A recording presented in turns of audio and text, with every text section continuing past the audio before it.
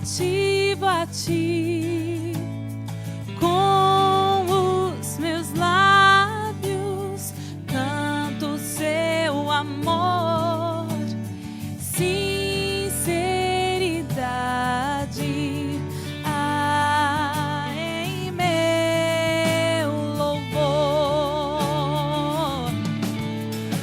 ao Filho de Deus, de amor incomparável, me rendo a ti pelo que fizeste a mim, com graça e poder me livraste. No programa de hoje estamos recebendo a visita do casal Antônia Ribeira Silva e Aldevino Carlos da Silva. Ambos são coordenadores da Sala de Familiares Codependentes na instituição Cláudio Amâncio. Estarão abordando o tema a dependência química feminina. E você, assinante que continua nos prestigiando, continue buscando, ligando as nossas informações, porque é muito importante a opinião de vocês. E você, já imaginou um casal que tem uma única filha dependente química e outra comorbidade? Você já se perguntou como esse casal pode um dia reconstruir novamente a família e essa pessoa, a dependente, ser feliz e levar uma vida boa? Pois é sobre isso que nós estaremos falando. E se você precisar entrar em contato conosco, entre através do nosso e-mail, programa.abc@netservicos.com.br ou pela nossa linha 11 28 18 17 00. Sempre terá alguém para tirar suas dúvidas. Eu vou tirar as minhas, porque falar em dependência química feminina é complicado. É só quem realmente tem um ente querido, como uma filha, e que também, por duras penas ou dificuldades, tiveram que encontrar um caminho. E hoje eu sei que esse caminho foi encontrado e a família vive bem. Prazer em recebê-los aqui, Aldevino, Antônia. É um prazer saber um pouquinho dessa trajetória, porque não é tão comum se falar da dependência química feminina e de uma filha querida e única. Então eu gostaria de saber de vocês, ao terem conhecimento que a sua filha, a gente escuta falar do filho dos outros, principalmente o filho, o homem, mas da filha. Vou começar com a sua esposa, porque é mulher. Mulher, né? Falar um pouquinho de mulher. Como você lidou com essa situação? Assim, no momento exato que eu fiquei sabendo, assim, eu tive a impressão que o chão fugiu do meu pé, né? Mas logo em seguida já veio a solução, porque assim, a gente soube, o meu irmão veio até minha casa para contar, né? Porque todo mundo tinha medo de contar, porque não sabia qual seria a nossa reação. Aí a minha cunhada, que acompanhava meu irmão, tinha o primo dela era coordenador na instituição. Então foi muito rápido. Assim que eles deram a notícia para a gente, aí já trouxe também a resposta, né? Já entregou o telefone para a gente, ó, esse é o lugar, vocês devem frequentar isso aqui. Aí, só que daí a conta é de vocês, nós só viemos para falar isso.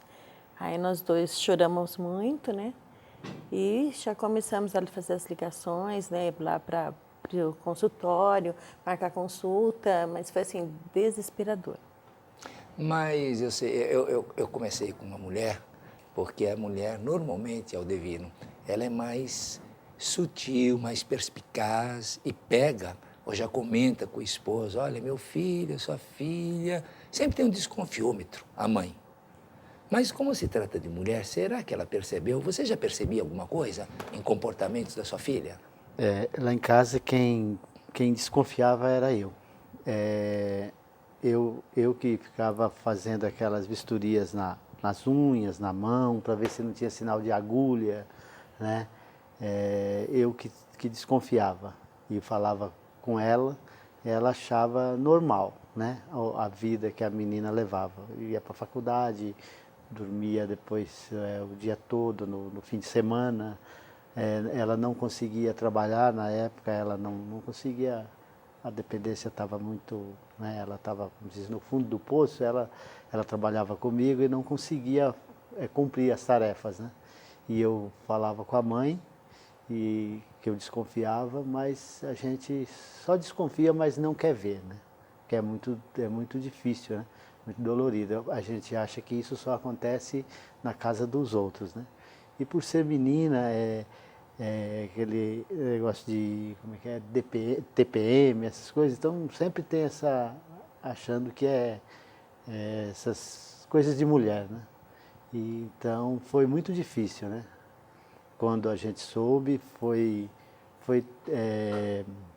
muito complicado, porque quando a gente conheceu o grupo, que nós começamos a frequentar, e ela também, a gente achava muito difícil, porque tinha muitos rapazes e poucas meninas, né? Então a nossa desconfiança, né, quanto a o que podia acontecer, no caso, tinha aquele grupo de rapazes e só tinha reunião que só tinha uma menina, né, que era ela. Então isso foi muito difícil, até que a gente foi conhecendo a sinceridade dos rapazes quando estão em tratamento, essas coisas, né? Mas não foi fácil no início, né? Que idade sua filha tinha? 23. 23. 23. E ela ela fazia algum outro tipo de tratamento? Não, Não. fazia não. Porque no decorrer do uso, assim, ocorreu uma comorbidade, é isso? Foi, assim, hoje a gente entende que não foi o uso que ela tinha, o uso que levou à comorbidade. A predisposição já existia. Ela já existia.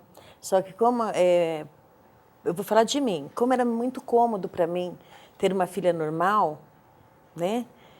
Porque eu poderia trabalhar o tempo todo, então assim, eu era uma adicta do trabalho. E para mim era cômodo ela. Então assim, eu não percebi essa comorbidade. Segundo, depois do estudo, tal, a gente procurando saber, esta comorbidade ela já tem desde uns 10, 12 anos que começou a aparecer. E eu acredito que logo em seguida veio a dependência.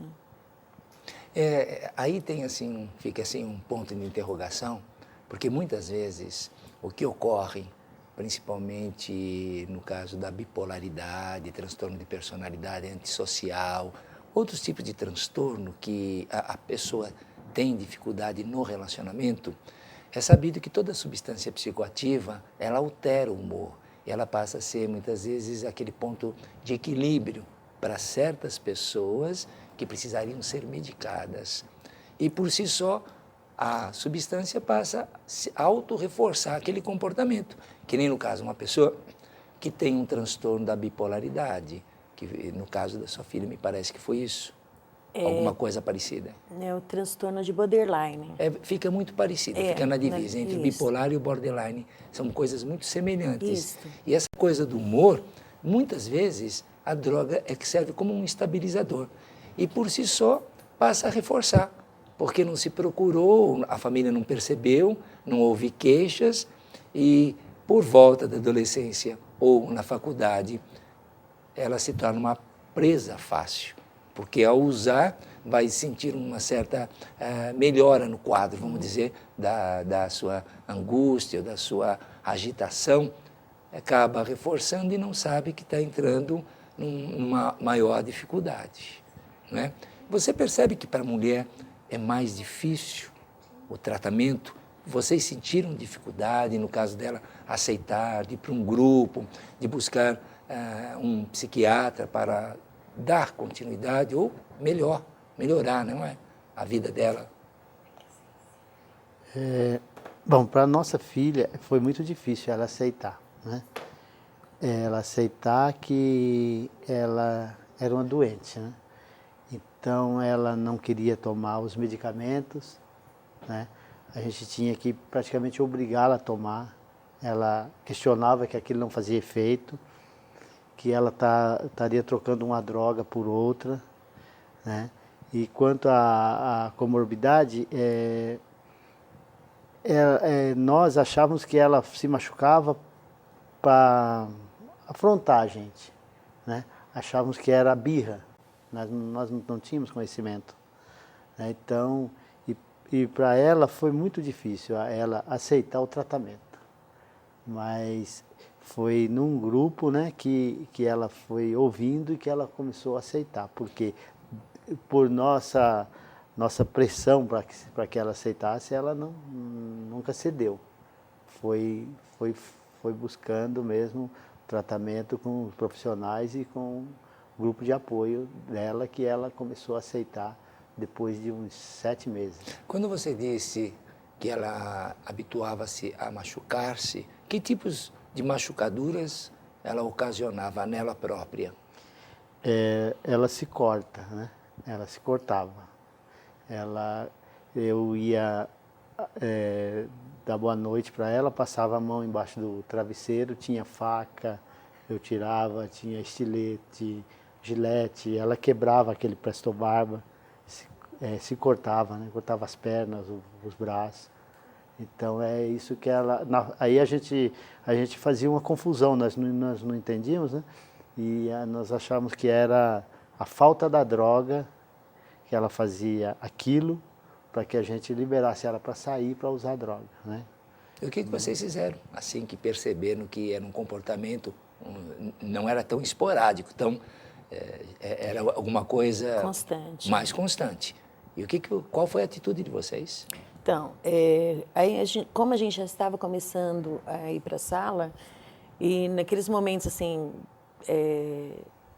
que estava pegando mesmo, né, a situação, ela estava se cortando, ela tomou vários remédios, foi parar na UTI, todo aquele processo, né, que a maioria tem, principalmente as meninas, né, pelo confronto com a mãe, né, tá sempre o confronto com a mãe. Aí, nós já estando na sala, nesse desespero que nós estávamos, nós fomos procurar a instituição Cláudio Amâncio durante o dia, porque a nossa foi essa, né? Durante o dia ela não estava bem, eu levava para a instituição para ela conversar com quem estivesse lá. Se nós dois, um de nós não estivéssemos, nós também, até hoje a gente vai. Chegando lá, tinha uma das coordenadoras, ela sugeriu, né? Falou assim, por que você não leva para um psiquiatra ou para a instituição, falou o nome da instituição, aqui é uma clínica psiquiátrica, para fazer uma avaliação. Aí a gente levou, aí quando foi constatado que era o transtorno de borderline, e aí a gente fez o hospital dia com ela. Durante o dia ela ficava na psiquiatria e à noite ela ia para a instituição para fazer o tratamento da dependência química. E lá ela fazia tanto da dependência quanto o medicamentoso, né? Que era o acompanhamento diário. Perfeito. E quando mais jovem, ela não tinha comportamentos assim de se autoflagelar? Então, eu encontrava manchas nela, né? Roxas, mas eu não colocava isso como... Ela se bateu, normalmente ela batia na mesa ou no armário, alguma coisa, ela se bateu sem querer, né? Eu não levava para esse lado. E nem o médico também tinha observado que era isso. E o comportamento dela? A dicta boazinha. Era a dicta boazinha? A dicta boazinha. Não dá trabalho, porque daí ela tem tudo, né? Ela sabe que se ela se alterasse, a gente cortava. Sempre foi assim. A gente sempre cortava alguma coisa. Então, ela era sempre a boazinha. Escola ia bem? Sempre a boazinha, a melhor da escola, né? Aí, quando ela começou a ir para a faculdade, no 3º semestre, aí, a gente parou de ir atrás e verificar o que estava acontecendo. Porque daí já era adulto, né? Já podia caminhar sozinha. E foi aí que a gente perdeu um pouquinho a situação. Houve necessidade de alguma internação, voluntária ou involuntária? Assim, não foi involuntária, né? Porque, foi voluntária. Exato, foi na casa de Clara, né, da instituição, mas o meu marido convenceu que ela deveria ficar lá porque eu estava doente e eu precisava me tratar. Aí você foi. Eu bem que gostaria, não, mas foi ela que foi, ficou 10 dias lá, manipulou bem, disse que estava sem comer esses 10 dias e que precisava, né? Aí a gente trouxe ela para casa novamente, porque coitadinha, né? Fica 10 dias sem comer. Só que hoje a gente entende que foi uma manipulação, né? Que alguém levou para ela comida durante esse tempo. Aí eu me internei com ela dentro de casa. Aí ela até falava, né? Não é casa de Clara, mas é a casa de Antônia. Porque eu comecei a fazer tudo que foi sugerido na sala. E não me arrependo. Fiquei 7 meses. Então conte, né? Porque o telespectador tem necessidade de saber o que você fez, as atitudes. Na realidade, assim, de período de choque, eu me internei com ela. Fiquei dentro de casa me afastei do trabalho, eu era diretora de uma escola, aí eu pedi para a cessação da minha portaria, voltando para ser professora novamente, que daí eu teria uma carga horária menor. Ficando nessa carga horária, eu fiquei com ela o tempo todo.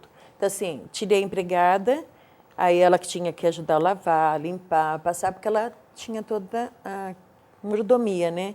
Tiramos da escola, porque a gente só pagava e não estava tendo retorno, não tinha nota, não tinha nada.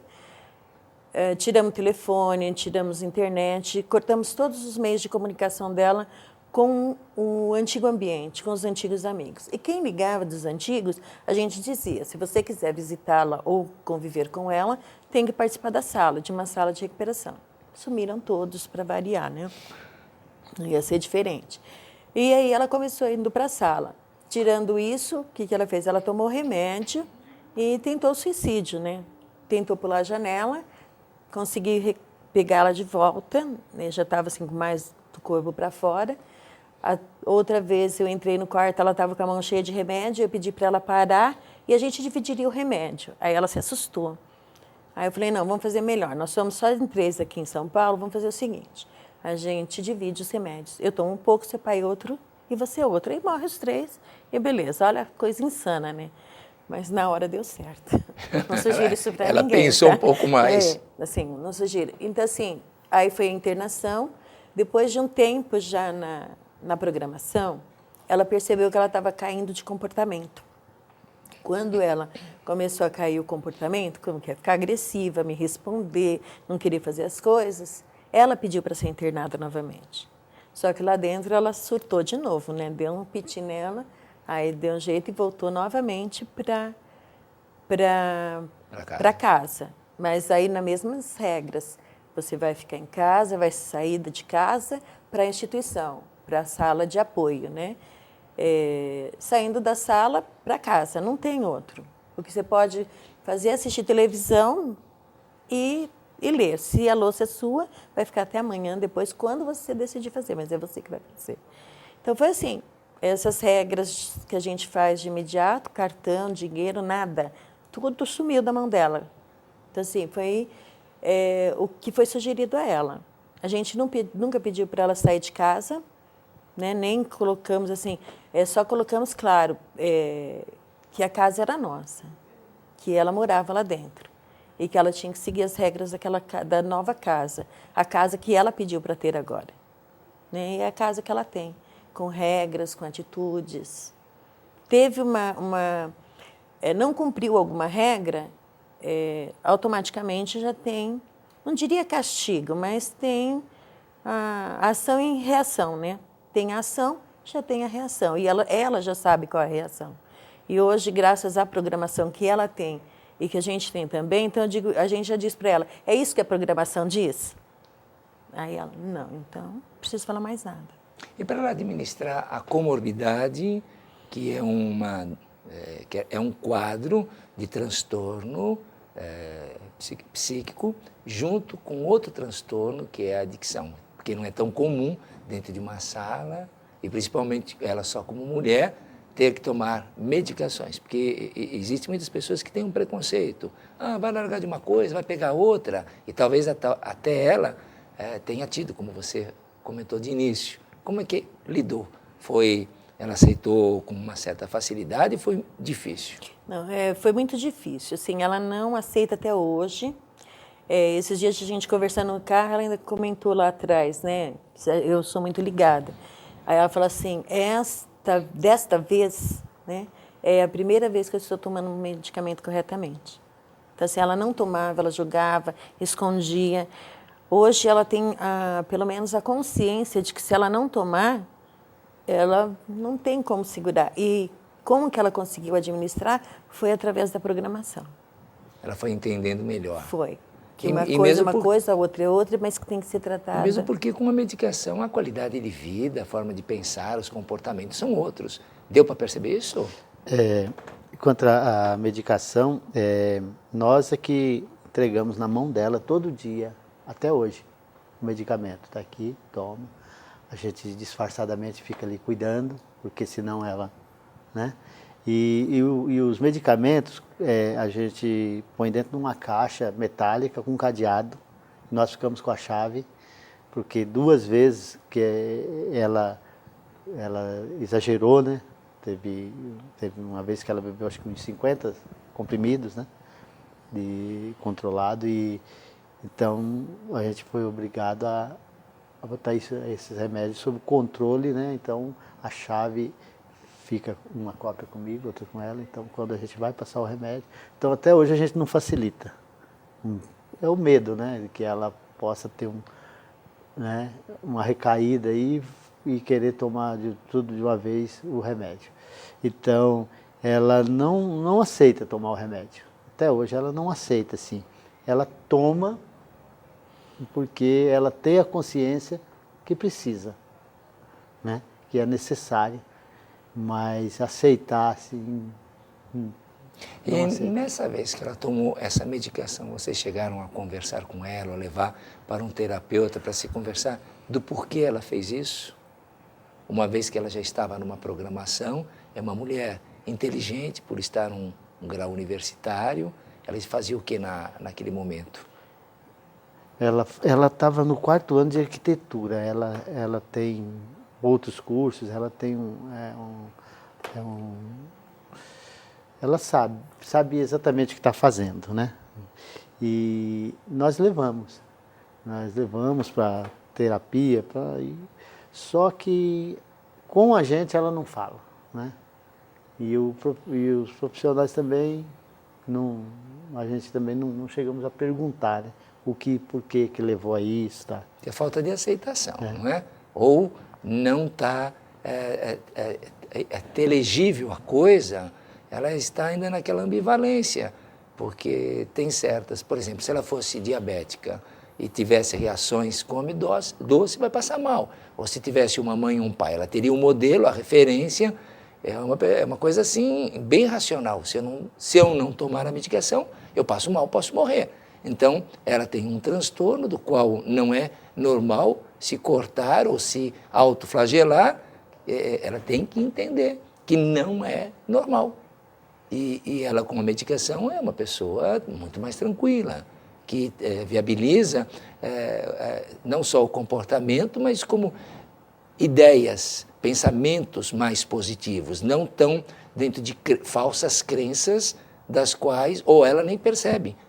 Porque dentro do transtorno de borderline existem inúmeros comportamentos que divergem de uma pessoa mais tranquila, emocionalmente estável. E ela tem que ter essa percepção dos transtornos, tanto borderline, como o bipolar, o antissocial, ou da adicção, que são comportamentos que há, para muitas pessoas, necessidade da medicação. E aí há a necessidade de um terapeuta comportamental sobre compreensão, a cognição. Se não for, não vai funcionar. Porque, assim, remover crenças é a função desse terapeuta. Então, não é qualquer terapeuta. Hoje, ela começou a fazer o tratamento com uma psicóloga, né, que tem conhecimento em dependência química, só que no meio do tratamento, quase 3 anos de tratamento, a psicóloga ficou doente. Mas você vai falar já sobre isso no próximo bloco. Não saia daí. Já voltamos.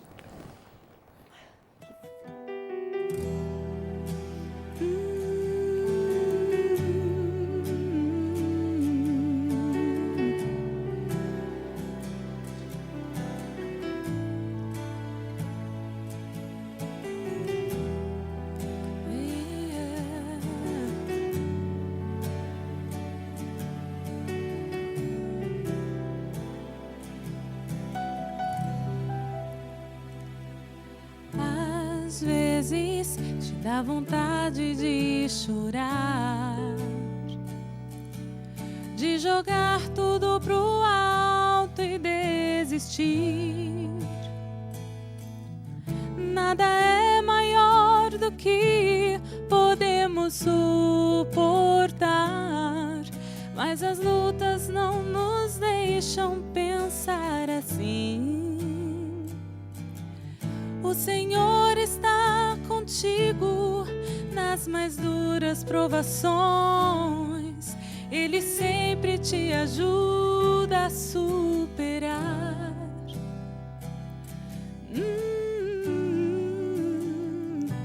É Deus quem cuida de você e envia os anjos seus. Por amor sempre irá te ajudar. Mesmo quando a tristeza vem e cega os olhos seus, com poder segura firme em tuas mãos. Ele te levanta do chão e te faz um vencedor. Basta confiar na atuação de Deus. Hoje muros vão cair, enxugue suas lágrimas, pois se o mar não se abrir com o Senhor, andarás por sobre as águas.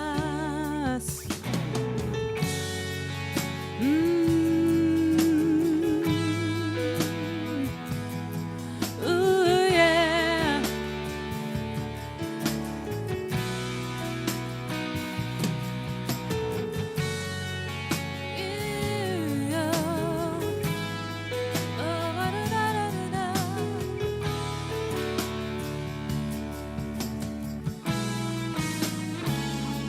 É Deus quem cuida de você e envia os anjos seus.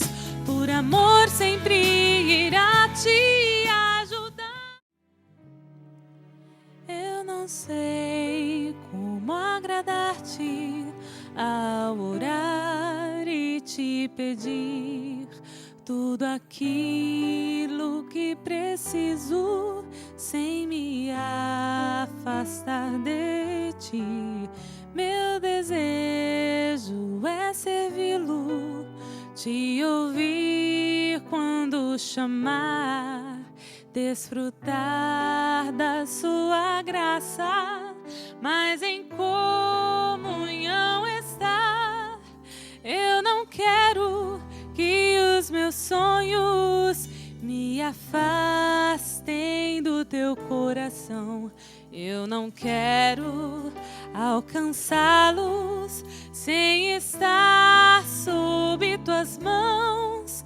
Não importa quanto ao tempo ou se há lutas desleais, sem a tua companhia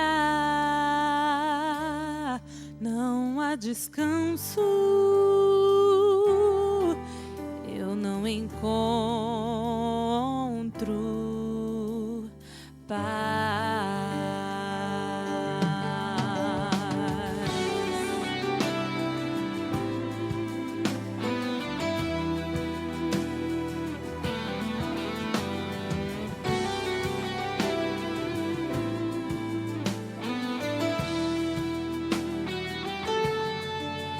Meu desejo é servi-lo, te ouvir quando chamar, desfrutar da tua graça, mas em comunhão estar.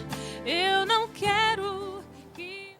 Estamos de volta com o programa Família, recebendo o casal Antônia Ribeiro e Aldevino Carlos da Silva, que são coordenadores da sala de codependentes da instituição Cláudia Mâncio. E a instituição Cláudia Mâncio, como vocês sabem, dá apoio não só aos familiares codependentes, mas aos dependentes químicos, todos os dias na rua Antônio Bento, 104.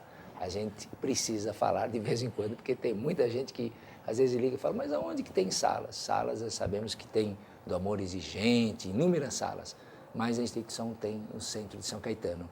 E você, assinante, se tiver alguma dúvida, entre em contato conosco através do e-mail programabc@netservicos.com.br ou pelo hotline 11 28 18 17 00. Tire suas dúvidas. E a nossa companheira Antônia estava comentando que a filha estava fazendo terapia com uma psicóloga. Vamos ver a manobra que essa moça conseguiu, né, para parar a terapia. O que ocorreu, Antônia? Então, ela estava fazendo tratamento, né? Só que a médica ficou doente. Ela teve aneurisma e teve que se afastar do trabalho. Aí, no grupo, um dos meninos indicou para ela uma outra terapeuta em São Caetano. Assim, no início, eu entrei em conflito com a terapeuta, porque como eu entrei em conflito na sala e não aceitava algumas coisas, não ia ser diferente na terapeuta. Aí a terapeuta chamou e a gente fez algumas reuniões de família, aí eu já consegui aceitar mais. Só que sim, graças, né, a ela, a Aruene, né, graças à programação, ela está bem hoje, está caminhando, está aceitando um pouco mais essa questão das duas dependências, né, tanto o transtorno quanto a dependência química. Quer dizer que vocês procuraram algumas alternativas de tratamento? Várias alternativas. Assim, no começo, a gente passou por vários psicólogos, vários psiquiatras, neurologistas, igreja, enfim, a gente procurou várias, até ir passando e foi se encontrando, e nós começamos a ficar mais estabilizados, mais serenos, né? Porque como está tudo desorganizado, aí a gente também começou a atirar para todos os lados, né? E a família quer a cura rápida. Eu queria que chegasse lá na instituição, o pessoal desse lá a receita e no outro dia eu saísse feliz da vida, né? E o que eu recebi na instituição foi um abraço, continua, volta. Ela também foi bem recebida, foi bem aceita pelo grupo, né? E o grupo fez com que ela continuasse voltando, né? Mesmo contra a vontade dela, porque ela não tinha vontade de ir. Não. Ela ia chorando no carro, voltava rindo. Porque depois que ela passava, aí ela ficava bem enquanto conversava. Aí na hora que voltava no outro dia já ia chorando de novo, mas daí para voltar para casa já ia rindo. Aí nós dois conversando, né? Se estava rindo é porque está acontecendo alguma coisa boa. Continuamos. E a gente continuou voltando porque nós nos sentimos bem. Nós começamos a ficar mais equilibrados. E por ser mulher, a facilidade do uso é muito fácil, né? Eu acredito que até mais que o homem. Porque ela é bonitinha, novinha, menininha, né? Então, assim, até para namorar, para ficar, para ir passear. Então, assim, essa era a nossa preocupação, porque antes a gente não sabia, tanto faz, né, onde estava. Depois que a gente ficou sabendo, aí com esse envolvimento com esses meninos do grupo, né? Porque ela era diferente, porque a minha filha sempre foi diferente dos outros.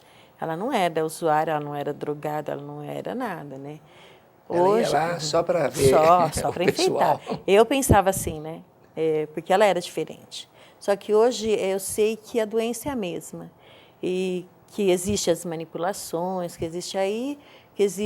a gente fala muito em manipulação. As mentiras, né? Existem as mentiras. Como ela era muito boazinha, então, assim, era fácil para a gente ceder. Principalmente o pai, né? É interessante uma coisa, que você, como mãe, provavelmente pelo seu lado pedagógico, como diretora de escola, eu achei assim, com muita facilidade, você adotar um programa sem praticamente ter entrado numa sala de amor exigente. Você disse que tinha mudado toda a rotina. Interessante a maneira como você conduziu. Não é qualquer mãe que tem esse desprendimento de falar, vamos tirar a moça de limpeza, você a partir de hoje você vai me ajudar, pedir um afastamento do próprio trabalho e dedicar-se 1 mês ou 2 meses, literalmente se interna dentro de uma casa, porque poucas famílias poderiam ter essa condição, porque parece que você, não sei se a escola pública, teria um maior recurso, essa autonomia de tempo. Quanto tempo você ficou quando você disse, me internei dentro da minha própria casa com minha filha? 7 meses. Então, não é qualquer pessoa que teria isso. Você teve essa disponibilidade. Não, mas o período que eu trabalhava, nós invertemos, ele ficava. Porque como ele é autônomo, então assim, o período que eu ia trabalhar, ele ficava. E eu ia trabalhar. Quando eu retornava, ele que ia trabalhar. Não, perfeito. Se as famílias tivessem essa condição, realmente, mas são poucas as pessoas que tenham essa condição. Eu não vou julgar, assim, só que eu acho assim, o que eu vejo, né, durante esses 3 anos e pouco que eu estou na sala, frequentando diariamente, eu sinto que a família dos meninos, elas são mais lutadoras, são mais guerreiras. A das meninas, eu não sinto essa garra da família. É muito difícil você encontrar a família da menina mais com garra, mas assim, sabe, joga a toalha cedo, antes mesmo de tentar. Veja uma coisa, isso aqui é só psicólogo que vai entender, tá? Mas vamos ver se me acompanha. Você viu que eu iniciei com você, por você ser mulher, a identificação com mulher, você não percebeu. Se fosse filho homem, ele não perceberia e falaria não para você, e você já teria percebido. Porque não tem uma mãe com a qual eu converso, se for o filho, ela já está falando para o marido há muito tempo, comportamento do seu filho, ela percebe muito mais rápido. E quando é filha mulher, a mulher não percebe. E quem percebe é o marido. É uma coisa muito interessante essa percepção de vocês. E tem uma outra coisa, a sua atitude é pelos seus talentos, como profissional. Uma mãe tomar a atitude que você teve não é fácil, porque você trabalha muito bem os afetos. Entre o afeto e a razão, você tem uma divisória. E você fala com propriedade, você não pede. A minha profissão ajudou bastante, né? Só que a sala me deu essa segurança. Porque, assim, quando eles falaram para mim, lá na sala, você diz para ela que você a ama, mas não aceita o que ela faz. E que ela é sua filha, mas a droga é uma doença, eu entendi isso, essa diferença. E foi buscando isso, né? Foi atrás do que me falaram. E eu acreditei nisso, que nós permanecemos no programa. Perfeito, eu estou gostando da dinâmica. A moda seria pegar, da mãe ter essa postura, mas isso é um talento seu, né? De como pedagoga. Eu acho de nortear, e se a sua fala não fosse essa, você não vai ter respeito. Então, eu acho que isso quem me deu foi mais a sala mesmo. Porque eu era aquela mãe assim, eu não vou falar que eu não gosto de ir no shopping, e ela fala assim, eu gosto daquela blusinha, e eu louquinha para comprar. Porque, né, como boa mulher, eu queria comprar. Mas, assim, a sala me mostrou, não assim diretamente, vamos falar aí, não sei, da 7ª tradição, por exemplo, né? A sala me mostrou que eu tenho que viver com o mínimo necessário, que é na 7ª tradição. Eu vou falar, nossa, mas que uma coisa tem... Assim, a sala me ensinou que eu não preciso comprar todas as blusinhas que ela queira para que as coisas dê certo. Não é que eu não vou deixar ela sem roupa, mas eu vou dar o necessário. Né? Tá certo. E ele tinha essa dificuldade, ou Divino? Eu sempre fui mão aberta, né? Tudo que ela pedia, eu dava. Só que eu tomei a seguinte postura. Eu deixei o meu trabalho, parte, para cuidar dela. Coisa que eu nunca fiz lá na infância, porque a mãe sempre acompanhou, né? Que estudava na mesma escola que a mãe trabalhava, então eu nunca participei de reunião da escola.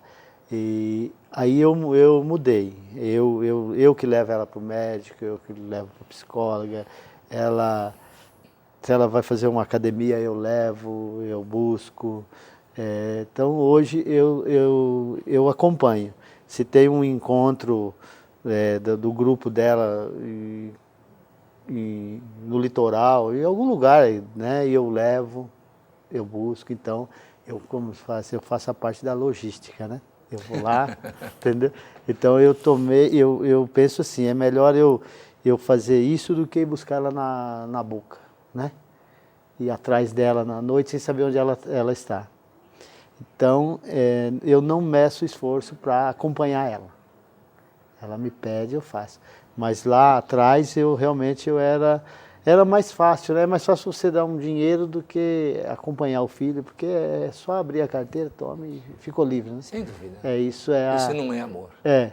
Então, a gente a gente errava, né, achando que estava fazendo a coisa certa, né? Então, eu mudei a minha postura. Ela trabalhava com você? Trabalhava. No quê? Ela é formada em agrimensura, né? Como eu tenho um escritório de agromessura, ela chegou a ir para o campo comigo, ajudar a fazer levantamentos, né? Operar o aparelho lá. Depois ela estudou CAD, ela desenhava, né? Só que aí com o uso da droga, tudo que passava lá tinha uma desculpa. O computador travou, eu tenho que sair, dava aquela fugida, E né? mesmo assim você não percebia? Eu reclamava para a mãe, né? Como que não estava saindo nada, e ela falava para a mãe que eu era muito durão, que eu não respeitava, que eu dava muita bronca. E aí começa aquele conflito que todos causam dentro de casa, né?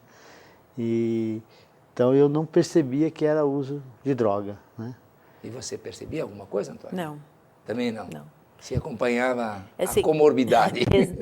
Assim, eu falo sempre que eu me preocupei tanto em tirar o filho dos outros da droga, que era na escola, vigiar, proteger, né? Estar sempre no banheiro, verificando um outro, que eu esqueci de olhar a minha, porque a minha era diferente. Sem dúvida. É bem por aí. Vocês costumam falar dos pilares do tratamento da dependência? Costuma conversar sobre isso? Normalmente, quando a gente está fazendo a reunião, a gente fala sobre esses pilares, que é a sustentação, né? Se não tiver os 4, é muito difícil. O primeiro pilar é a questão da sala, né? O dependente e a família precisa da sala, dos seus iguais.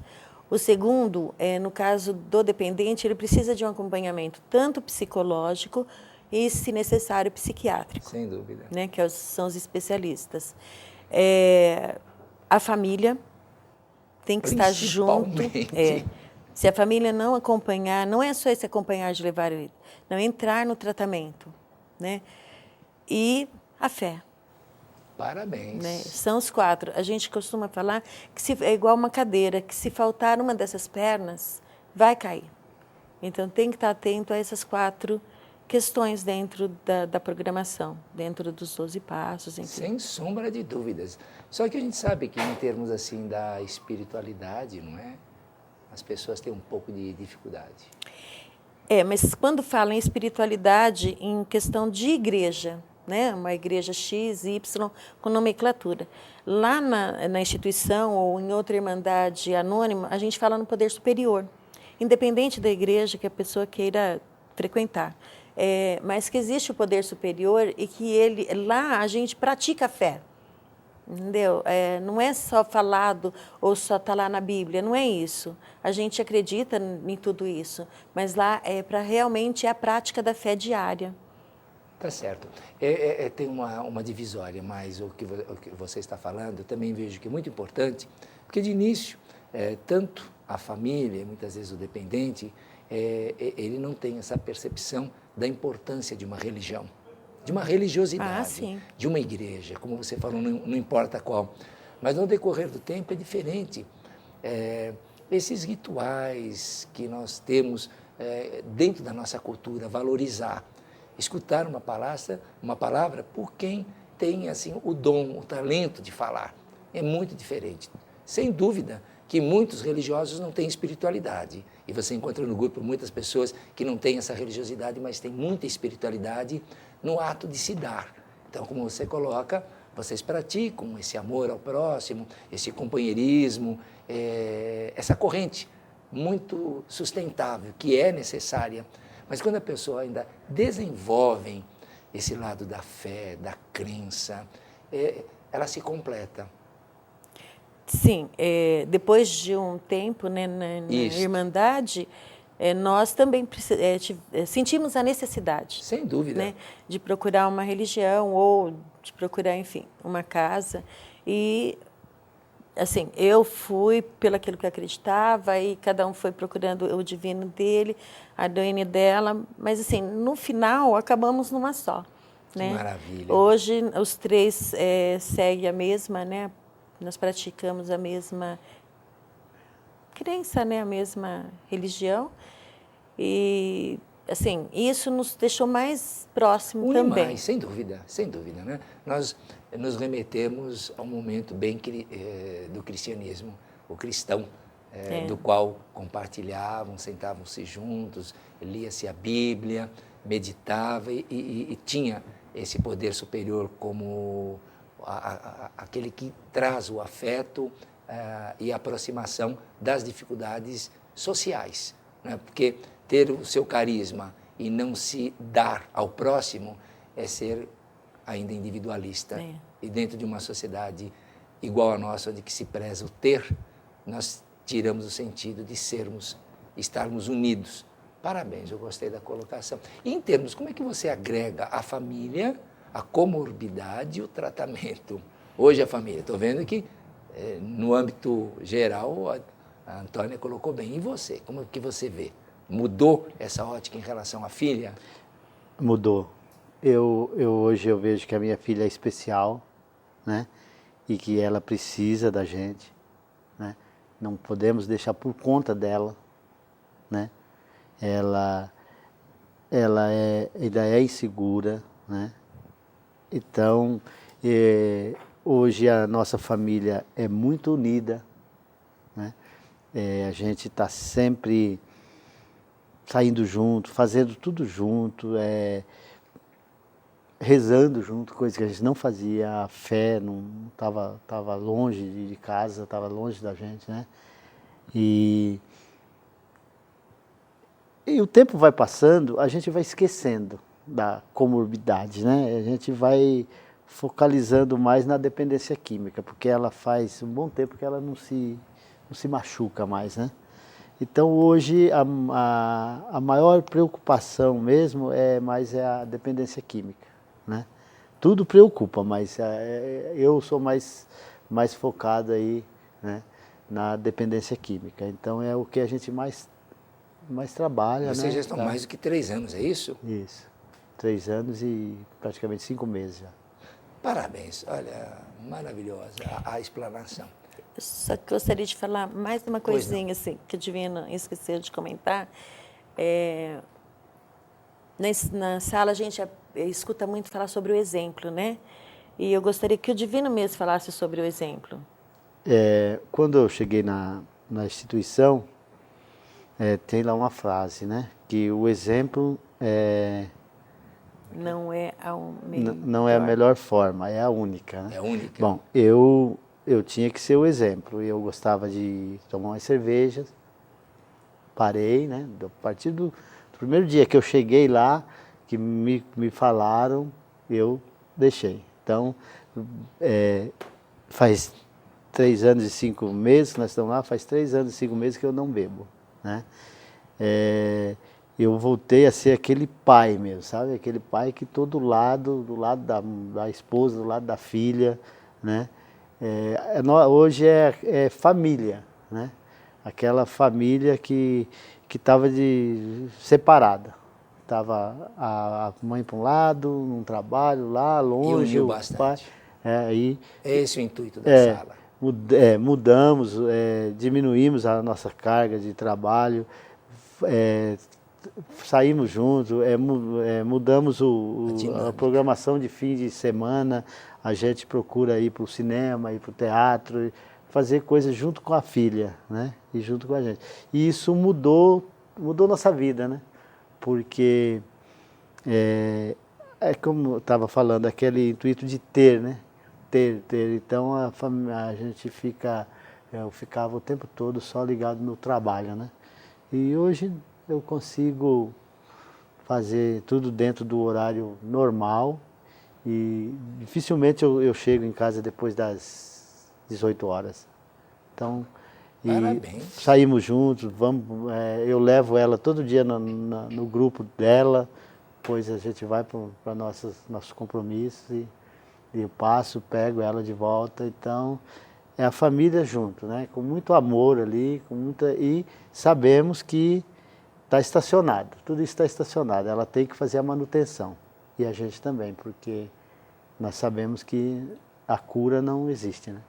O que é interessante, Divino, que você está complementando a belíssima colocação da Antônia, que eu achei fantástica a sua colocação, que buscar a religiosidade é um processo de maior conscientização, que outras coisas roubam essa percepção da necessidade de espírito. E é uma grande verdade, porque o que eu vejo é que dentro do programa, o programa remete vocês para uma religião. O inverso não é verdade, porque eles acham que a religião salva. Correto. E não é verdade. Nós precisamos de todos. Todos são muito importantes. E aí, como resultado, complementando o que a Antônia colocou, você fez um desfecho fantástico. Isso é qualidade de vida. Melhor que isso, não existe. Então, eu só vou pedir um minutinho para só a Antônia mandar uma mensagem para as mães que têm uma dependente química. Bem rapidinho. Mães, pais, né, família, nunca desista do seu filho. Principalmente da menina, ela precisa muito da gente. É uma doença e, assim, não adianta conversar com os vizinhos, com o parente, com o amigo, mas existe várias comunidades, existe várias casas onde você pode falar do seu problema, que é o meu problema e que é o nosso problema. Muito bom. Obrigada. Obrigado, Antônia. Obrigado ao Divino. Pois é, telespectador, eu tenho certeza que se você tem uma filha, tem um filho, principalmente uma filha mulher, vocês se identificaram com muitas coisas faladas. E se tiverem dúvidas, então entre em contato conosco. E dizer a vocês que esse programa tem apoio da instituição Cláudia Manches, que dá também tratamento aos familiares codependentes e aos dependentes, para homens e mulheres. Tem apoio do programa de voluntariado do canal Net Cidade, também da Igreja Batista Betel, do nosso amigo Djalma Lorenzini, do Espaço e Paisagismo em São Caetano, que manda toda semana esses arranjos, da nossa amiga Ângela Trajes Rigor, da Rua Piauí 999, São Caetano. E convidar a todos os grupos de mútua ajuda, grupos de apoio, é muito importante e nós temos espalhados em todas as cidades. Se você é um tematista, se você quer levantar um tema, falar de qualquer comorbidade, que hoje é tão comum, não é? Vamos fazer como esse casal, assim que detectou o problema, já procurou um grupo, um especialista, para que a coisa não chegue a se gravar. Então, nós contamos com você, entre em contato conosco, esse é um espaço democrático para todos nós usufruirmos e passarmos um pouquinho do nosso conhecimento a todos aqueles que tenham ainda essa dificuldade. Agradecemos e convidamos para o próximo programa. Até lá!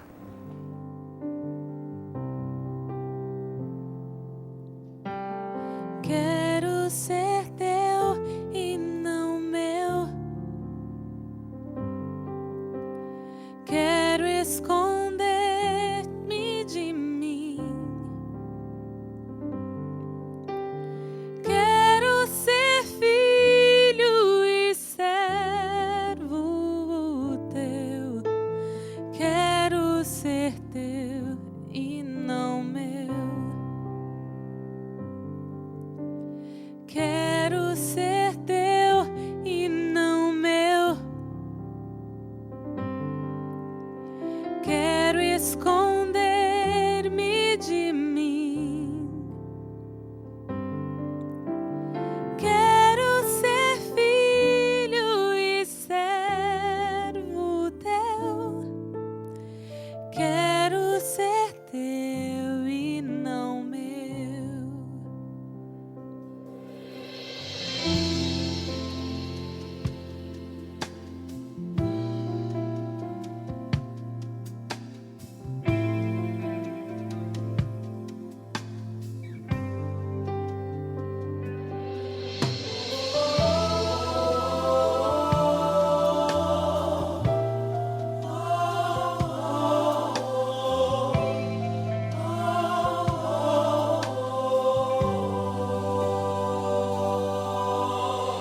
Quero ser teu e não meu. Quero esconder-me de mim. Quero ser filho e servo teu. Quero ser teu e não meu. Quero ser teu